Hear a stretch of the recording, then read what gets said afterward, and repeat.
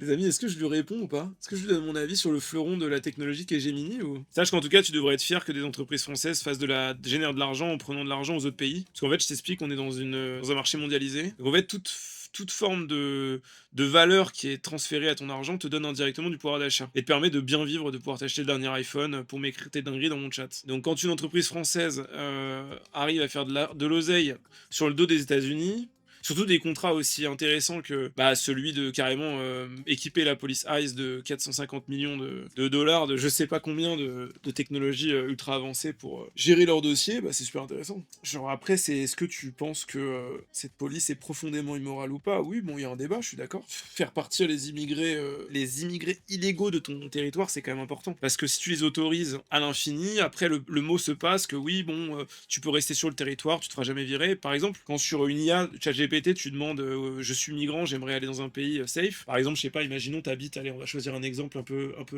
légitime. On va dire t'habites en Afghanistan, c'est la guerre. Donc t'es afghan, tu cherches un territoire pour te barrer. Donc il y a quoi comme pays autour de toi? T'as l'Iran. L'Iran te tège à la première frame, parce qu'en fait t'as pas le droit d'aller sur le territoire iranien quand t'es afghan. Il y a un autre pays qui refuse aussi tous les ressortissants, et ils se font tège frame 1. Bah c'est le Pakistan. C'est le Pakistan. Bon voilà, t'es afghan, tu vas aller au Pakistan, pareil, tu te fais tège. Le Pakistan refuse tous les ressortissants afghans. Donc voilà. Donc déjà, bon, pas de chance, il y a deux pays qui sont pas en guerre, qui en ont rien à foutre de voir des Afghans sur leur territoire. Donc ils les tègent. Donc en fait, eux, ils peuvent pas aller au Pakistan, ils peuvent pas aller en Iran. Donc en fait, ils vont sur ChatGPT, ils sont en mode ok, dans quel pays je pourrais aller pas trop loin et qui accepte les ressortissants afghans? Il y a quoi qu'il y a en premier résultat? France, en deuxième résultat Allemagne, en troisième résultat Royaume-Uni.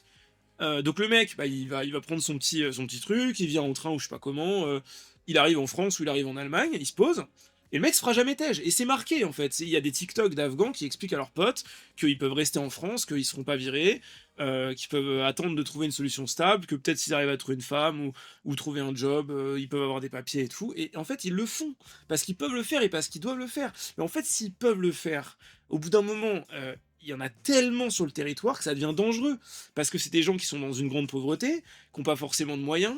Et en fait, ok, on veut être généreux, on veut être humanitaire, super. Mais en fait, si on commence à récupérer tous les Afghans qui sont dans une difficulté terrifiante dans leur pays parce que c'est la guerre, au bout d'un moment, ça devient même pas périn pour eux. Donc on fait quoi en fait? Donc en fait, on est obligé de les faire partir. Enfin voilà, en fait, il y a des règles, ils peuvent demander un séjour, valider leur titre de séjour, potentiellement le renouveler ou pas.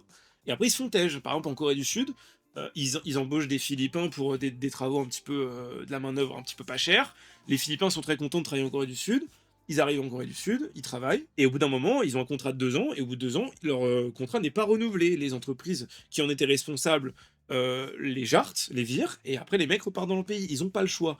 Et si jamais ils discutent, ils se font virer, ils sont mis dans le premier avion, ils n'ont pas le choix en fait. Et il y a même pas d'histoire de police pour gérer ça en fait. C'est juste logique. Sauf qu'en fait, dans des pays comme les États-Unis, on a tellement laissé passer les immigrants sans jamais les contrôler qu'aujourd'hui, ils sont tellement en surnombre et ils rentrent tellement facilement sur le territoire qu'en fait, il est plus possible de les gérer. Donc en fait, t'es obligé, vu qu'ils sont trop nombreux et qu'en plus, bah, t'as les fameux gauchistes comme bah, malheureusement, paix à son âme, ce cher Preti, qui empêche ces gens malheureusement de se faire renvoyer dans leur pays. Donc ça crée des émeutes et forcément, bah, t'es obligé d'avoir une police. En fait, s'il n'y avait pas des manifestants en grand nombre qui essayaient de mettre des bâtons dans les roues à ceux qui essaient de faire partir les gens du territoire, il n'y aurait pas besoin d'avoir une police qui est, on va dire, qui utilise la force. En fait, ces gens doivent utiliser la force uniquement parce qu'il y a des blancs bien blancs, pas du tout immigrants, qui se battent contre eux pour les empêcher de les faire partir parce que ça leur apporte des points de vertu et qui se diront qu'ils iront pas, ils iront au paradis ou que peut-être que leur vie, leur existence de merde sera peut-être compensée par ça. Là, ça fait 25 ans que ICE existe, que sous Obama, ça a été créé en 2003. Il y a eu je sais pas combien de personnes qui ont été déportées du pays parce que bah, malheureusement ils peuvent pas les accueillir. Résultat, il y a juste Trump, comme c'est vraiment sa politique d'être plus nationaliste, effectivement, il a multiplié par 4 ou 5 le budget de ICE, je crois. C'est passé de 40 milliards sur le quinquennat ou je sais plus combien de temps ça dure, à genre 200 milliards. Donc effectivement, il a mis plus d'efforts dans sa police, mais elle a toujours existé. C'est juste que comme c'est Trump, bah, en fait, on fait passer pas ça pour du fascisme alors que Obama le faisait déjà. Et donc du coup, bah, on se retrouve dans un scénario où il y a des gens qui s'en plaignent, qui se disent ok, c'est une dinguerie, mais en fait, bro, quand il y aura des migrants partout aux quatre coins de rue, mais surtout que c'est pas là on parle pas d'immigrés, on parle pas de ton pote algérien qui avait son grand-père qui est arrivé sur le territoire il y a 100 ans. On parle d'un mec, il a pas de papier, il n'existe pas sur les registres. Si demain il bute un gars, on n'a pas son empreinte, on n'a rien sur lui, on ne peut pas le retrouver. Alors oui, vous allez me dire: «Mais ils sont pas tous comme ça, c'est des gens qui fuient la guerre». OK, mais en fait, sur 1 500 personnes dont on n'a pas la moindre information, c'est très dangereux déjà de savoir qu'il y a 1 500 personnes sur le territoire, on ne sait pas où ils sont, on ne sait pas où ils habitent, on ne peut pas les retrouver, on n'a pas leur adresse, on n'a pas leur empreinte digitale. Si jamais ils butent un mec, on trouve une empreinte, on peut pas la retrouver dans les registres. C'est dangereux en fait, c'est dangereux. Et en fait, si on n'est pas capable de les accueillir et de les héberger, même en leur donnant des appartements à 40 000 € le mètre carré à Paris, comme on le fait, à Paris parce on est très gentil. En fait, au bout d'un moment, il faut les tège. Et là, c'est juste factuel, en fait. Et en fait, si ces mecs-là, on les tège, genre, OK, il y a des bavures policières, il y en aura forcément sur des centaines de milliers d'interventions, d'interventions sur des personnes, bah, s'il y a des gens qui se mettent au travers, et il y a des quiproquos, bah, c'est un enfer. Et en fait, c'est ça qui est chiant. C'est qu'à cause de ces bavures, on va invalider le travail qui est fait, mais qui doit être fait pour la sécurité des habitants. Et encore une fois, s'il n'y avait pas autant d'immigrants illégaux sur le terrain, et je veux dire illégaux parce qu'il y a des mecs suffisamment golémiques pour penser que ce qui est problématique, c'est les immigrants, alors que c'est les immigrants illégaux. Il y en a tellement qu'en fait, on est obligé d'utiliser la force et d'utiliser des polices qui sont bah, onéreuses et complexes. Voilà, maintenant, je pense que ce que je vous ai expliqué, n'importe quel enfant de 3 ans pourrait comprendre que c'est logique. Mais t'as encore des gens sur Twitter pour débattre et dire que c'est pas logique et on est des fascistes. Donc c'est ok, bah, très bien. Et en plus, ouais, il y a 600 000 expulsions, 2-3 bavures. Et c'est toujours des bavures parce que des gens s'interposent, veulent empêcher la police de faire son travail. Genre, je suis désolé, mais genre, il y a des gens qui disent Sardoche, t'aimerais être une bavure policière à cause de cette police de fils de pute, mais je n'aurais jamais pu être dans la situation de Alex Préti, c'est impossible. Je n'aurais jamais pu me retrouver devant la police à essayer de les empêcher de faire leur travail, armé, avec 2 chargeurs dans mes poches. Ok, c'est le deuxième amendement, il a le droit il a le droit d'avoir une arme. C'est totalement légal. Mais pourquoi il est à un endroit où il y a une intervention de police? Ce n'est pas possible. C'est un drame. Il n'aurait jamais dû mourir, c'est inadmissible. Ils ont fait de la merde, mais sur 600 000 interventions, avec autant d'enculés, je suis désolé, il faut dire les termes, qui veulent faire leur justice eux-mêmes et être les chevaliers blancs de cette société parce que, putain, eux, ils sont beaucoup plus vertueux que les autres, ce n'est pas possible de faire bien son travail.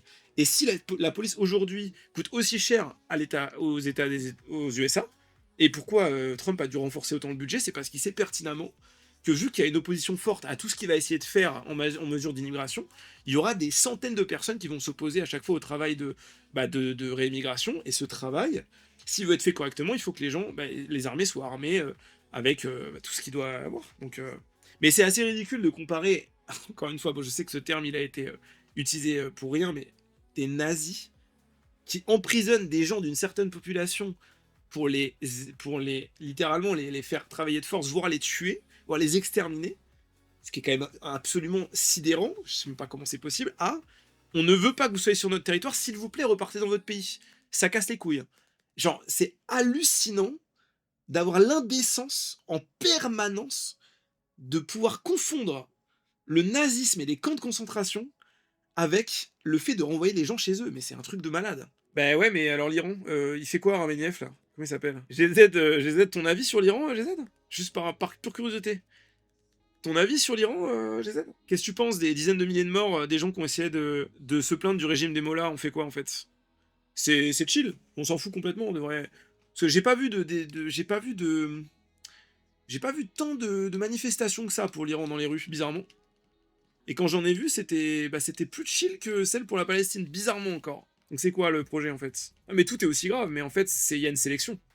Et la sélection, elle est électorale, c'est ça qui est terrifiant. Non mais personne défend l'Iran, bah ouais, mais tu verras pas... En fait, il y a un tabou sur l'Iran parce que les populations qui défendent l'Iran, qui défendent les civils iraniens contre le régime des mollahs, il y a quand même un gros quiproquo sur le fait que ils se battent aussi indirectement contre l'islam radical, tu vois.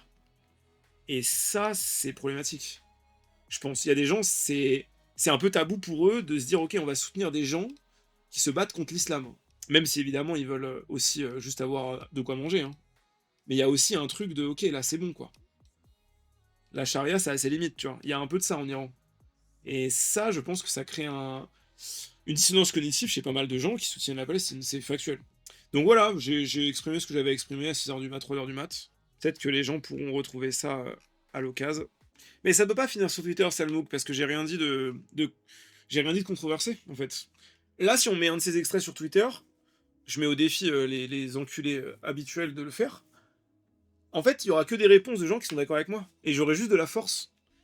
Et j'aurais juste du soutien en fait. Ça m'arrangerait qu'on partage ça sur Twitter. Parce que des fois, je dis des trucs complètement débiles en stream, et je le regrette après, et après ça part sur Twitter, et je suis un peu en mode, bon, ouais, j'aurais pas dû dire ça me fait chier. Mais là, en fait, bah là, c'est juste mon avis, et j'exprime juste des faits, donc j'assume complètement.